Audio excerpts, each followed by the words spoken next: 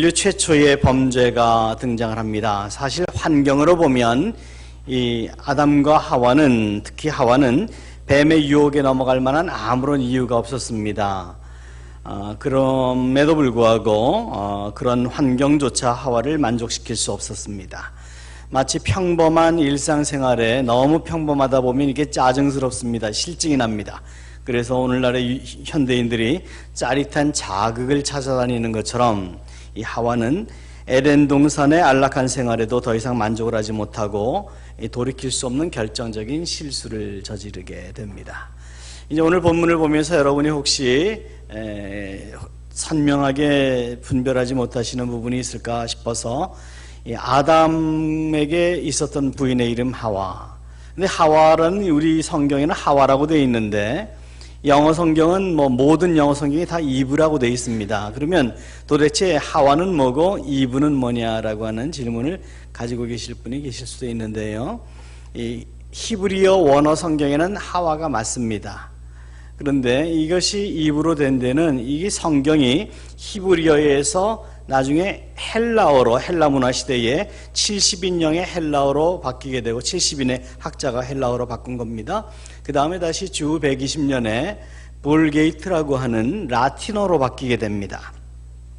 영어의 시조죠. 그 다음에 라틴어에서 다시 영어가 나오게 돼요. 그렇게 언어가 변천되면서 하와라고 하는 이름이 이제 헤브와 헤브, 그 다음에 이브 이렇게 바뀌게 된 겁니다.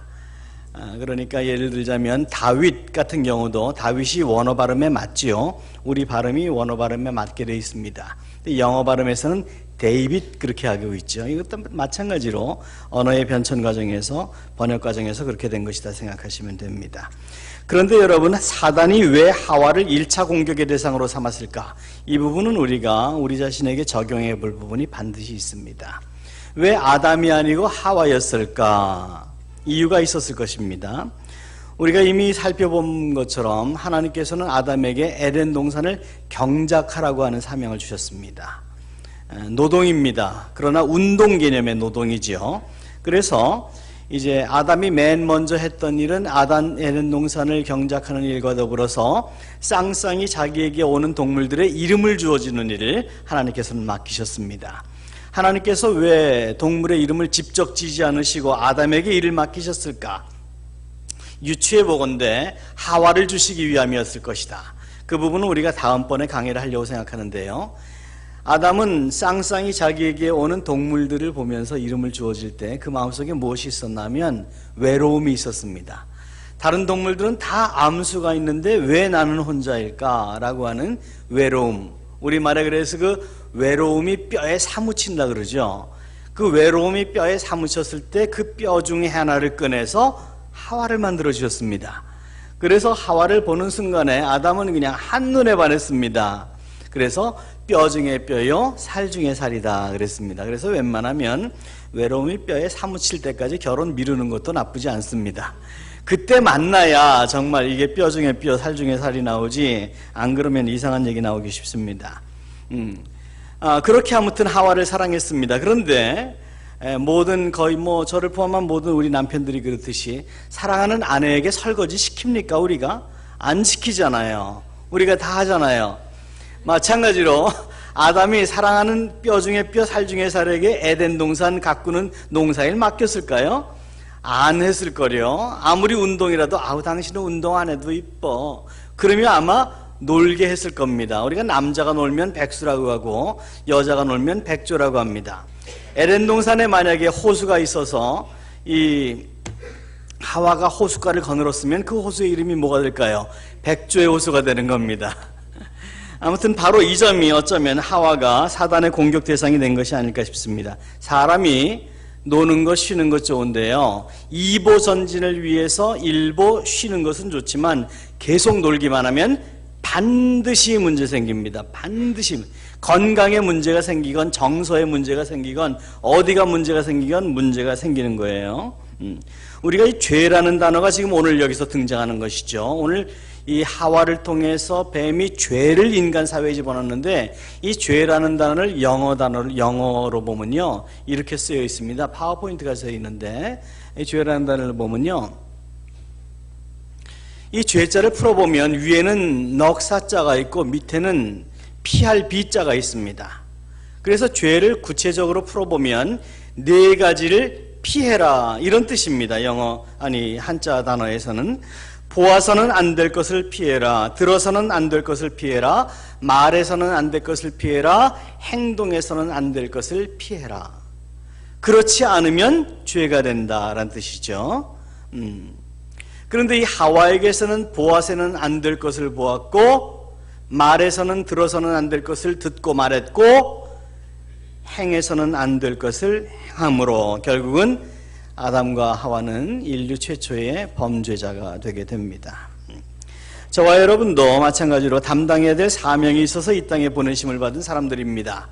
노세 젊어서 노세, 늙어서는 못 노나니, 이게 절대로 하나님의 뜻이 아닙니다.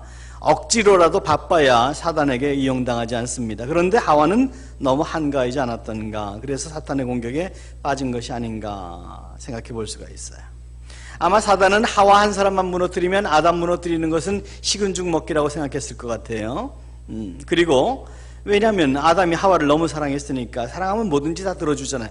그래서 결혼하기 전에 예수 믿지 않는 남편 나중에 예수 믿게 하리라 그러면서 결혼하는 경우들도 있고, 또 해피엔딩으로 끝나는 경우도 있지만, 성경적인 원칙은 결혼하기 전에 먼저 예수 믿게 하고 예수를 믿어야 결혼한다라고 하는 게 옳습니다. 왜냐하면 정말 사랑하면 예수가 아니라 뭐라도 다 해요.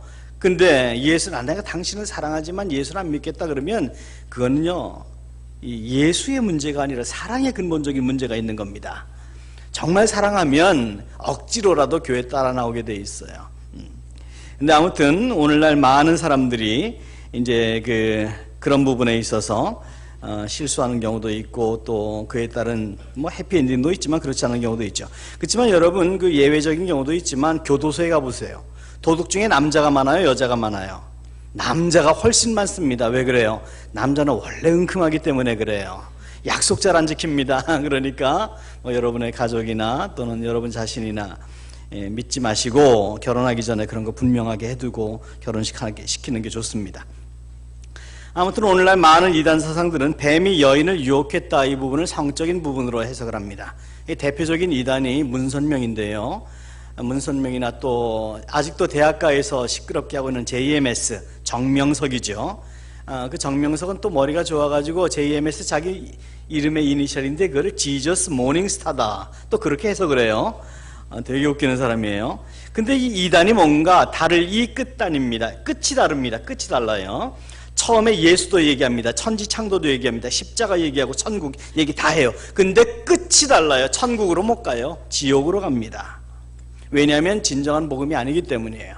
그리고 모든 복음은 예수 그리스도만이, 하나님만이 영광을 받아야 됩니다. 그런데 모든 이단들은 교주가 영광을 받습니다.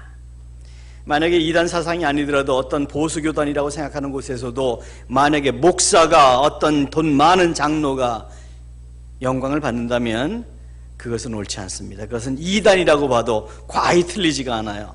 모든 존귀와 영광과 찬송은 오직 예수 그리스도만이 받아야 되는 거예요. 근데 끝이 다른 이단은 그것을 자기가 가로채거나 또는 모든 따르는 무리들을 잘못된 것으로 끌고 가게 돼요. 뱀이 하와를 유혹하는 장면을 보면 처음에는 하나님의 말씀과 비슷한 질문을 합니다. 하나님이 정말 너희에게 이 동산 모든 나무의 실과를 먹지 말라 하시더냐? 아주 교묘하게 껴였어요. 이 질문을, 그러니까 여러분 이걸 잘 생각하셔야 됩니다. 잘못된 질문은 잘못된 대답을 낳습니다. 지금 여기서 이 질문이 잘못된 거예요. 선과 악을 알게 하는 나무의 열매를 먹지 말라 하시더냐가 아니라 모든 동산의 열매를 먹지 말라 하시더냐. 여기서 이제 가만 하와가 생각해 보니까 동산 모든 열매를 먹게 했는데 이 나무 열매만 먹지 말라 했다. 그런데 이 하와는 여기에서 잘못된 질문에 대해서도 잘못된 대답을 합니다. 이 열매는, 이 나무의 열매는 먹지도 말고 만지지도 말라고 했다라고 하는 추가적인 대답을 합니다. 여기서 만지지도 말라고 했다라는 말 속에는 하나님에게 대한 불만이 들어 있습니다. 먹지 말라고 하셨는데 만지지도 말라고 하는 자기 해석이 거기 들어가는 것은 하나님도 너무하시지. 이거 뭐라고 먹지도 못하게 하시나? 그러려면 왜 여기 두셨나? 나 사랑하는 거 맞아? 라고 하는 하나님에게 대한 불만이 거기서 시작되는 거야. 사단은 이러한 결정적인 찬스를 놓치지 않고 허를 찌릅니다. 너 절대로 안 죽어. 그거 먹으면 하나님처럼 될까 봐 하나님이 질투나서 그런 거야. 우리가 아는 것처럼 사단은 거짓의 아비입니다. 입만 벌리면 거짓말입니다. 사단의 거짓말에는 분명한 목표가 있습니다. 그냥 거짓말하는 것 아닙니다. 농담하는 것 아닙니다. 목표가 있습니다. 그 목표는 그때나 지금이나 똑같아요. 두 가지입니다. 한 가지 있는데 두 가지로 구분이 돼요. 하나님과 우리의 관계를 멀게 하려는 것이고 우리와 누군가의 관계를 멀게 하는 것, 한마디로 말하면 관계 훼손입니다. 사단은 그 목적밖에 다른 아무런 목적이 없어요. 창세기 당시나 지금이나 다름없이 하나님 자녀와 하나님 사이를 갈라놓기 위해서 목숨 걸고 있는 존재입니다. 인류 멸망을 위한 그의 작전은 예수님의 십자가 사건으로 인해서 이미 물거품이 되어버렸습니다. 그렇지만 사단은 지금까지도 최후의 한순간까지 하나님의 자녀들을 유혹해서 넘어뜨리려고 애를 쓰고 있어요. 사단은 하나님의 자녀들에게 주어진 구원의 축복을 무효화할 수 없습니다. 여러분이 예수 그리스도를, 이건 정말 중요한 거예요. 이게 가장 중요한 건데요. 여러분이 예수 그리스도를 구세주로 영접하시면 여러분은 구원을 받습니다. 그런데 그 여러분이 예수 그리스도를 구세주로 영접하셨다고 하는 그것의 진정성에 대해서는 심각하게 생각해야 됩니다. 주는 그리스도이셔 살아계신 하나님의 아들이십니다. 누구든지 마음으로 믿어 의에 이르고 입으로 신하여 구원에 이르느니라. 여기에서 마음으로 믿어 의에 이르고 입으로 신하여 구원에 이른다는 것은 내가 입으로 예수 그리스도를 그리스도 주라고 인정한다고 하는 사실이 초대교회 시절에 죽음을 의미하는, 사회적인 격리를 의미하는, 모든 것을, 사회적 권리와 개인적 인생을 포기하는 것과도 동일한 무게를 가지고 있다는 것을 기억하셔야 됩니다. 오늘날 전도할 때 예수님을 믿으세요. 내가 하는 기도만 따라하면 구원받습니다. 예수님, 나는 죄인입니다. 당신을 내 구세주로 모셔드립니다. 예수님의 이름으로 기도합니다. 아멘. 예, 그러면 당신을 구원받았습니다 라고 하는 간편한 인스턴트형의 구원이 아니라고 하는 것은 꼭 기억하셔야 됩니다.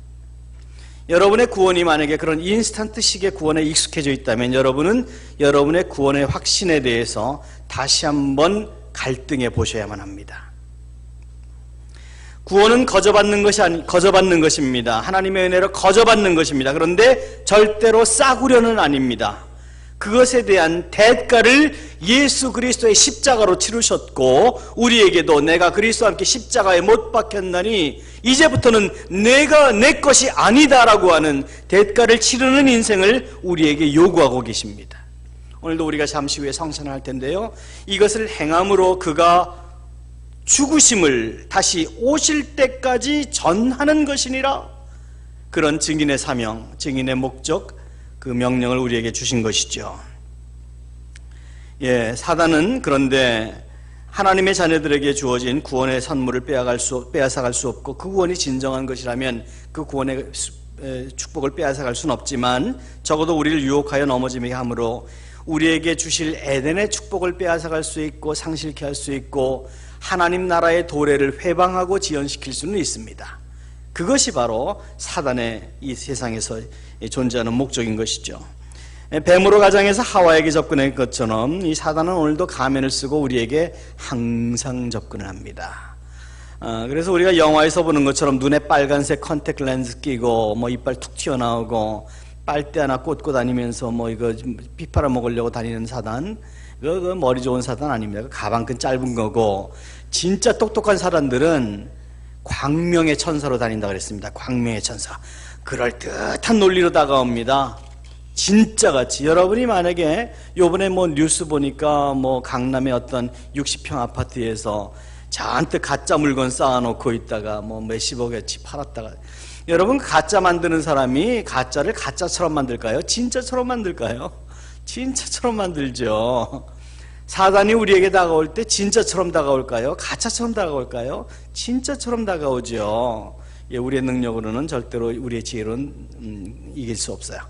아무튼 그래서 그 가짜 같은 것들을 우리에게 심어주는데 사람들은 그것을 비전이라고 부릅니다. 비전. 그리고 그 비전에 자기들의 인생을 걸기도 합니다. 인류 역사를 통해서 얼마나 많은 사람들이 잘못된 비전에 그들의 인생을 걸고 그 비전으로 말미암아 그들뿐 아니라 그들의 모든 가정이나 국가나 교회나 공동체들이 망해버렸는지 모릅니다. 특히 히틀러의 교만한 민족주의 교만 때문에, 이 비전 때문에 600만 명의 유대인들이 학살을 당했습니다. 레닌과 스탈린의 합작으로 만든 공산주의 혁명, 그리고 그 선두에 섰던 KGB 때문에 2천만 명이 죽었습니다. 2천만 명. KGB가 뭐냐 그러니까 누가 그러더군요. 칼잡이의 약자다. 그거 맞아요. 칼잡이예요. 무지하게 많이 죽었습니다. 그리고 얼어붙은 북녘 땅에 살고 있는 우리 동포들, 그 김일성의 주차 사상 때문에, 그 3대를 이은 독재 때문에 얼마나 지금도 눈물을 흘리고 있습니까? 오늘도 제가 컬럼에 실었습니다만 지금 여사롭지가 않습니다. 여러분, 지금 이 상황을 절대로 여러분 거저보지 마십시오. 이거 어디까지 갈지 모르는 상황입니다. 너무 불안한 상황입니다. 이제까지의 불안과는 격이 다른 불안입니다. 지금 정말 우리가 기도하지 않으면 높은 아파트, 여러분의 은행 잔고, 여러분의 모든 계획 다 수포로 돌아갈 수 있는 무시무시한 상황 가운데 있다는 것을 꼭 기억하고 국가를 위해서 기도하셔야만 합니다. 그런데 사단은 그런 항상 우리에게 잘못된 비전들을 심어줍니다. 개인에게, 가정에게, 그리고 심지어 주님의 몸된 교회에게 인간들이 만들어놓은 잘못된 비전들을 심어줍니다. 그래서 그런 비전들이 마치 그리스도의 것처럼, 그리스도께서 이 시대에 원하는 것처럼 잘못된 비전들을 교회에 심어주어서 교회가 교회 구실을 못하게 합니다. 그리고 거기에 넘어가는 사람들이 얼마나 많은지 몰라요. 하와를 유혹할 때 그랬듯이 사단은 항상 커튼 뒤에 숨어서 자기의 하수인들을 부립니다. 지금 오늘 본문에서는 이 하와가 하수인이 된 거예요. 그리고 사단은 나중에는 그 하수인까지도 버립니다. 그것이 사탄인 거예요. 결국엔 이용당하고 버림을 당합니다. 우리가 오늘 본문에서 발견하는 천지창조 이후의 사탄의 처음 계략은 관계를 깨트리는 것이었습니다. 인간과 하나님 사이, 그리고 인간과 인간 사이, 그리고 오늘 본문에서 보여지는 관계의 훼손은 바로 가정 가운데서 일어났습니다. 뼈 중에 뼈여 살 중에 살이라고 하던 이 하와를, 이 사건 이후로 아담은 하나님 당신이 나에게 주신 저 여자가 라고 하는 호칭을 바꾸게 됩니다. 태초 이후로 우리를 향하신 하나님의 사랑이 변함이 없으신 것처럼 우리를 향한 사탄의 목적도 변함이 없습니다. 관계 깨트리는 겁니다. 그래서 여러분, 사탄이 여러분 주변에 어디에 일하고 있는지 뭘 보면 합니까? 관계 깨지는 거 보면 합니다. 확실합니다. 이거는 100%입니다. 사탄이 하는 것은 관계 깨트리는 겁니다. 그래서 만약에 여러분이 어떤 사람과, 하나님과 또는 어떤 사람과 관계가 무너지기 시작하면 누구 일이라고 보시면 됩니까? 예, 선명합니다. 하나님의 일은 우리에게 생명이 되고 영생을 얻게 하시는 것이고 더 풍성히 양에게 꼴을 먹게 하시려는 것이고, 사탄의 일은 우리를 죽이고 멸망시키려는 것이다. 꼭 기억하셔야 됩니다. 오늘날 신앙의 가장 큰 문제가 뭡니까? 성경 공부가 부족해서도 아니고 찬양이나 기도가 부족해서도 아닙니다. 잔꾀 부리며 예수 믿으려고 하는 것이 문제입니다. 세련되게 우아하게 예수 믿으려고 하는 것이 신앙의 가장 큰 적입니다. 하나님의 말씀은 우리가 순수하게 어린아이처럼 받아야 합니다. 먹지 말라 하면 먹지 말아야 합니다. 보지 말라 하면 보지 말아야 합니다. 건드리지 말라 하면 건드리지 말아야 합니다. 아마 여러분 모두 마찬가지겠지만 저는 나이가 조금씩 들어가면서 점점 예수 믿는 것이 쉬워진다라는 걸 느낍니다. 물론 아직도 공사 중이고 이 공사 중인 현장은 제가 죽을 때까지도 끝나지 않을 것입니다. 그러나 조금씩 쉬워져요. 이유가 무엇인가? 이제까지는 하나님 말씀에 대한 많은 의혹도 있었고 반감도 있었고 동의되지 않는 부분도 있었고 그랬지만, 이런 부분에 있어서 자의건 하나님의 어떤 강요에 의해서건 조금씩 순종을 하다 보니까, 순종을 하는 것이 결국 내게 유익이구나, 하나님 말씀에 불순종하고 내 자의로 갔던 것이 결국 내게 손해가 되는구나 라는 것이 경험적으로 해가 갈수록 체험되는 거예요. 저는 그것이 체험신앙이라고 믿습니다. 체험신앙이 방언하고 입신하고 예언하고 병고침을 받고, 그것도 체험신앙일 거예요. 더 큰 체험신앙이 있습니다. 하나님 말씀에 대한, 내 속에 계시는 성령의 인도하심에 대한 순종이 내게 어떠한 결과를 가져왔던가, 그 결과가 중첩적으로 경험적으로 내게 인증되어질 때, 그때부터는 예수 믿는 게 쉬워지는 거예요. 아마 여러분도 같은 경험들을 많이 하셨을 것입니다. 그때는 나의 방법, 나의 계산에 맞추어서 잔꾀 부리면서 예수를 믿으려고 했더니 어려웠더라. 나의 경험과 판단에 많은 비중을 두고 성경을 해석하려 하다 보니 하나님 말씀대로 따라 사는 것이 어렵더라. 어리석어 보이더라. 주일 성수하는 것도 11조 하는 것도 시간 낭비같이 보이고 아까워 보이더라. 너무 지나치지 않을 정도로 예수 믿는 것이 좋지 않겠는가라고 세련되게 예수를 믿다 보니 내가 정말 예수를 믿는 것인지 아닌 것인지 알 수 없는 지경까지 이르렀더라. 혹시 여러분 중에는 그런 경험이 없으신가요? 제 아내에게 위로 언니가 셋이 있는데, 위에서 두 번째 언니가 저희가 이제 미국으로 떠나던 1991년도에 가정이 깨졌습니다. 남편이 장로감으로 장로 추대까지 받고 이제 장로 안수를 받기 직전이었는데, 건축업을 하시던 분이었는데 몇 개월 동안 현장에 나가 계시더니 그만 거기서 다른 여자를 만나서 가정이 깨졌습니다. 그 후로 이제 독신으로 지내는데 신앙이 참 좋습니다. 아이를 하나 낳았는데 저희 큰아이랑 동갑 30살입니다. 근데 이 아이가 가정이 깨지면서, 4살 때 가정이 깨지면서 아주 상처를 크게 받고 아주 곁길로 나가서 엄마를 힘들게 했습니다. 근데 참 엄마가 믿음의 사람이라서 정말 쉬지 않고 기도를 했습니다. 근데 그 저희 처형이 루푸스라고 하는 병이 있어서 운신을 못합니다. 거의 운신을 못하고 한 발짝 움직이는 것도 힘들 정도로 그렇게 힘들게 살아가고 있습니다. 근데 이제 이 아이가 나중에 불과 수년 전에 예수님을 영접하게 돼요. 성령 체험을 하게 돼요. 그 다음에 이 아이가 바뀌는데, 이게 목사보다 더 낫게 바뀌는 거예요. 성령이 사람을 바꾸면 그렇게 바꾸는 겁니다, 여러분. 그렇게 바뀌는 건데, 이 엄마가 이제 가정에 정부에서 주는 그 정부 혜택을 한 달에 100몇만 원씩 받고 그걸로 생활을 하고, 이 아이는 이제 대학을 가지 못하고 뭐 사춘기를 아주 힘들게 보냈으니까 그렇게 하고 이제 커피 이렇게 하는 바리스타 일을 하면서 그렇게 자기 인생을 꾸며나가고 있습니다. 근데 올해 들어가지고 이 아이가 그 자기 엄마에게 가서, 엄마, 우리보다 어려운 사람들이 우리 한국에 많아요. 그러니까 정부에서 받는 거 엄마 받지 말고 내가 엄마 책임지겠습니다 라고 엄마랑 같이 동사무소에 가서 100몇십만 원 받는 거 정부의 보조금을 취소해버리겠다는 사인을 해버린 거예요. 요번 구정 때 가서 그 얘기를 들으면서 이거 참 잘한 건지 아닌지 모르겠다라는 마음이 제게 있지만, 제 마음속에는 그런 마음이 있습니다.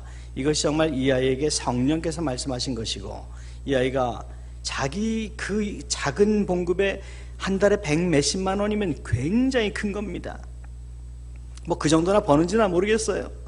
근데 그것을 더 어려운 사람 많으니 우리는 양보를 해야 됩니다 라고 하나님께서 내게 말씀하십니다 라는 이 아이의 믿음, 순수함, 저는 앞으로 하나님께서 이런 믿음을 가진 사람들, 그 아이건 여러분이건 그런 믿음을 가진 사람들에게 부으실 은혜가 얼마나 큰 것인지에 대해서 기대가 있습니다.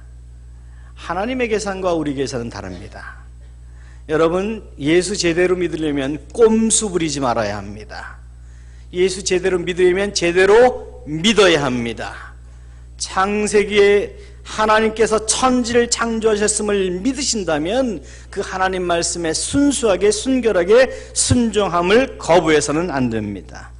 사단이 선악과 들고 와서 너 이거 먹으면 하나님처럼 될 수 있어라고 유혹할 때에 과감히 뿌리치면서 나는 세상의 어떤 부귀영화보다도 나는 하나님 말씀에 순종하겠다라고 대답할 수 있어야 합니다. 그 시험대를 통과하셔야만 합니다. 그것이 바로 아브라함이 모리아산에서 아들 독자 이삭을 드릴 수 있을 것이냐 못할 것이냐에 대한 시험이었습니다.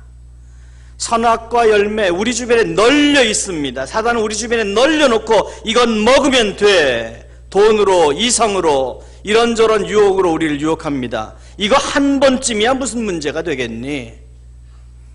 여러분, 하나님 말씀에 대한 철저한 순종이 여러분을 축복의 통로로 인도한다는 것을 잊지 마십시오. 작은 불순종이 큰 불순종과 차이가 없다는 것도 잊지 마십시오. 성경에서 죄라는 단어를 쓸 때 절대로 복수형이 없습니다. 이유는 많은 죄와 적은 죄가 차이가 없기 때문입니다. 반을 하나 훔친 사람이나 살인을 연쇄적으로 한 사람이나 하나님 앞에선 똑같은 죄인입니다. 작은 불순종이나 거듭된 수많은 불순종이나 똑같은 불순종이고 멸망에 이르는 죄입니다. 저와 여러분이 2016년도를 살아가시면서 순교적 차원의 순종을 해보자고 말씀을 드렸습니다. 하나님 죽이십시오. 차라리 순종 안 하려면 죽겠습니다. 하나님을 선택하셔야 됩니다. 순종의 삶을 선택하셔야 됩니다. 세상을 살다 보면 하나님의 말씀과 우리의 경험 사이에 갈등이 일어날 때가 많습니다. 6일 동안 열심히 6일 동안 일하는 것과 7일 동안 일하는 것 중에서 누가 더 많이 법니까? 7일 동안 일하는 게 더 많이 법니다. 6일 동안 공부하는 것과 7일 동안 공부하는 것과 어떤 학습 효과가 더 많습니까? 객관적으로 보면 7일 동안 공부하는 게 더 많이 공부할 것 같지요. 그러나 그것이 인간의 경험입니다. 그러나 하나님은 일주일에 6일만 일하고 하루는 쉬라고 하셨습니다. 그분의 말씀에 순종할 때에 그분의 축복이 경험적으로 주어지는 거예요. 그래서 요한복음 14장 21절에 이런 말씀이 있습니다. 우리 함께 읽겠습니다. 시작. 나의 계명을 지키는 자라야 나를 사랑하는 자니 나를 사랑하는 자는 내 아버지께 사랑을 받을 것이요 나도 그를 사랑하여 그에게 나를 나타내리라. 하나님을 사랑한다고 하는 것이 입술의 고백이 아니라는 거예요. 예배 멋있게 드리는 게 아니라는 거예요. 내 계명을 가지고 지키는 자라야 사랑하는 자니. 예수 그리스도의 계명이 무엇입니까? 그분이 세상을 떠나시면서 마지막으로 거듭해서 강조하신 개념이 무엇입니까? 오늘 우리가 성찬을 대하는 것처럼 내가 다시 올 것을, 내가 너희를 위하여 이 세상에 왔고 다시 올 것을 너희가 세상에 남아있는 동안 증인이 되어 달려. 증인의 사명입니다. 여러분, 증인의 사명입니다. 멋있게 예배 드려주렴, 멋있는 성가 불러주렴, 헌금 많이 해주렴. 아니요, 그런 부탁 하신 적 없어요. 내 증인이 되어주렴. 설교하는 목사도 그것으로부터 자유롭지 못하다니까요. 면제되지 않습니다. 설교한다고 증인의 사명이 명제되지 않습니다. 여러분도 마찬가지입니다. 내 계명을 가지고 지키는 자라야 나를 사랑하는 자다. 요한복음 10장 10절에서 또한 이렇게 말씀하십니다. 이 부분도 함께 읽겠습니다. 도둑이 오는 것은 도적질하고 죽이고 멸망시키려는 것뿐이요 내가 온 것은 양으로 생명을 얻게 하고 더 풍성히 얻게 하려는 것이라. 도둑 사탄입니다. 우리를 멸망시키고 우리에게 유혹하고 우리에게 멋진 거, 선악과 열무 같은 거 주는 것 같지만 결국 우리를 망하게 한다는 겁니다. 그러나 하나님의 말씀에 순종할 때 우리는 풍성히 얻고 영생을 얻게 한다. 예수님은 약속하고 계십니다. 여러분, 예수 그리스도를 의지하십시오. 그분은 여러분을 도와주실 것입니다. 마귀를 대적하십시오. 그러면 여러분에게서 물러갈 것입니다. 마지막으로 야고보서 4장 7절도 우리가 함께 읽겠습니다. 시작. 그런즉 너희는 하나님께 복종할지어다. 마귀를 대적하라. 그리하면 너희를 피하리라. 하나님은 복종의 대상, 순종의 대상입니다. 마귀는 피할 대상이 아니라 대적할 대상입니다. 마귀를 피하려고 하지 마십시오. 마귀를 대적하십시오. 예수 그리스도의 능력, 예수 그리스도의 보혈, 무엇으로 대적하는 것입니까? 순종으로 대적하는 것입니다. 하나님 말씀에 대한 순종으로 대적하는 것입니다. 여러분에게 마귀가 선과 악을 알게 하는 나무의 열매를 가지고 와서 먹어, 하나님처럼 될 거야, 먹어, 너의 문제가 해결될 거야 할 때에 하나님 말씀에 순종하는 것으로 마귀를 대적하십시오. 마귀는 여러분의 경쟁의 대상이 아닙니다. 싸움의 대상이 아닙니다. 우리보다 강합니다. 하나님 말씀에 순종할 때에 예수 그리스도의 능력으로 마귀가 도망가는 것입니다. 동산 중앙에 심겨져 있던 선과 악을 알게 하는 나무의 나무는 에덴의 어디에서도 볼 수 있었을 것입니다. 하나님이 왜 그것에 그를 두셨을까요? 그를 맨날 보게 하신 목적이 무엇이었을까요? 순종을 허밍하게 하시기 위해서였습니다. 저 나무를 볼 때마다 먹고 싶다가 아니라 먹지 말라 하셨다. 순종입니다. 저와 여러분의 삶의 주변에도 선과 악을 알게 하는 나무의 열매는 도처에 24시간에 있습니다. 하나님은 그것을 보게 하십니다. 사탄도 그것을 보게 합니다. 사탄은 유혹의 차원에서 그것을 보게 하고 하나님은 순종의 차원에서 그것을 보게 하십니다. 어느 쪽으로 가시겠습니까? 여러분이 가고 싶으신 쪽으로 갑니다. 자유의지라고 하는 축복 때문에 그렇습니다. 이런 신앙은 결단입니다. 살아계신 하나님을 나의 창조주로 믿겠느냐, 아니면 아직도 내 방법대로 살겠느냐. 여러분, 실패하지 않는 인생을 살고 싶다면, 여러분을 향하신 하나님의 계획이 무엇인지를 알고 싶다면 순종하셔야 합니다. 말씀에 순종하시고 여러분 가슴 속에서 항상 여러분에게 24시간 말씀하시는 성령님의 음성에 순종하십시오. 순종이 여러분의 제사보다 나을 것이고 순종이 여러분의 어떤 헌신보다 나을 것입니다. 순종만이 하나님을 기쁘시게 합니다. 하나님께 대한 순종을 다시 결단하심으로 축복된 한 주간 되시는 저와 여러분 되실 수 있기를 예수님의 이름으로 기도합니다.